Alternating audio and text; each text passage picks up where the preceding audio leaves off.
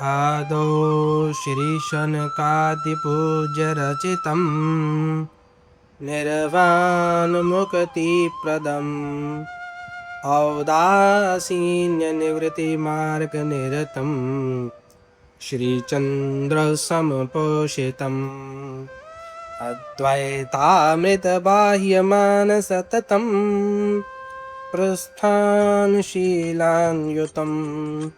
साक्षात् कल्पवृक्षभेषभगवं पादाम्बुजं संश्रये।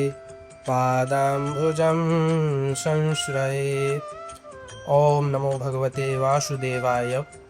श्री गुरुचरण कमलेभ्यो नमः। परम आदरणीय संतजन, भक्तवृंद एवं उपस्थित देवतुल्य आत्माओं, आप सभी को जय जय श्री राधे। कभी आपने शांत मन से यह विचार किया है कि मनुष्य सब कुछ पाकर भी अशांत क्यों है? उसके पास धन है, साधन है, परिवार है, फिर भी भीतर एक खालीपन अनुभव होता है। इसका कारण बाहर नहीं है, बल्कि मन का संग है। और इसी संग को सुधारने का जो सरल और श्रेष्ठ मार्ग है, उसे ही सत्संग कहा गया है, जिस पर आज हम कुछ चर्चा करेंगे। शास्त्र कहते हैं, त्यज दुर्जन संसर्गम भज साधु समागमम, अर्थात बुरे संग को त्याग कर सज्जनों का संग करना ही जीवन का सच्चा कल्याण है। सत्संग केवल सुनने की वस्तु नहीं है, यह जीवन को भीतर से बदलने की एक दिव्य प्रक्रिया है। एक छोटा सा बालक था, बहुत चंचल और अशांत।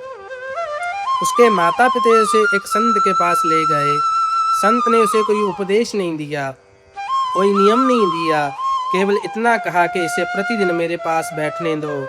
दिन बीतते गए और बालक का स्वभाव बदलने लगा, उसका मन शांत होने लगा। जब माता पिता ने संत से पूछा कि आपने क्या किया, तो संत मुस्कुराकर बोले, मैंने कुछ नहीं किया, सत्संग ने अपना कार्य किया है। वास्तव में सत्संग बोलता नहीं है, परंतु जीवन को बदल देता है। शास्त्र में कहा गया है, सत्संगत्वे निसंगत्वम, निसंगत्वे निर्मोहत्वम, अर्थात सत्संग से आसक्ति कम होती है और मन धीरे धीरे निर्मल होने लगता है। मनुष्य का मन संसार में निरंतर भटकता रहता है, कभी इधर तो कभी उधर, लेकिन जब वह संतों के सानिध्य में बैठता है तो उसका मन धीरे धीरे स्थिर होने लगता है।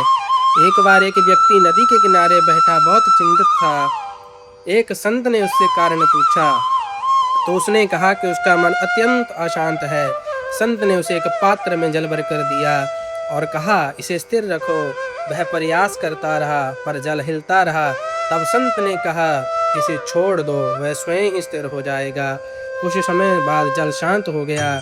संत बोले, मन भी ऐसा ही है, इसे जोर से रोकने से ये और चंचल होता जाता है, लेकिन सत्संग में बैठने से वह स्वयं ही शांत हो जाता है। इसलिए कहा गया है, सत्संगति ही कथया किम न करोति पुंसाम, अर्थात सत्संग मनुष्य के लिए क्या नहीं कर सकता।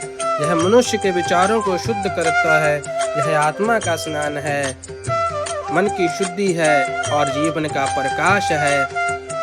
जैसे सुगंध के पास रहने से सुगंध अपने आप आ जाती है, दुर्गंध के पास रहने से दुर्गंध, वैसे ही संग का प्रभाव मनुष्य पर अवश्य पड़ता है। अतः जीवन में चाहे समय मिले या ना मिले, परिस्थितियां साथ दें या ना दे, कि तू सत्संग कभी नहीं छोड़ना चाहिए। अंत में हम प्रभु से यही प्रार्थना करते हैं कि हे प्रभु, हमें सत्संग का मार्ग दिखाइए, हमारे मन को शुद्ध कीजिए और हमें अपने चरणों में स्थान दीजिए। वास्तव में सत्संग से मनुष्य भीतर से बदलता है और वही आंतरिक परिवर्तन उसके जीवन को दिव्यता की ओर ले जाता है। ओम तत्सत। हरि ओम तत्सत।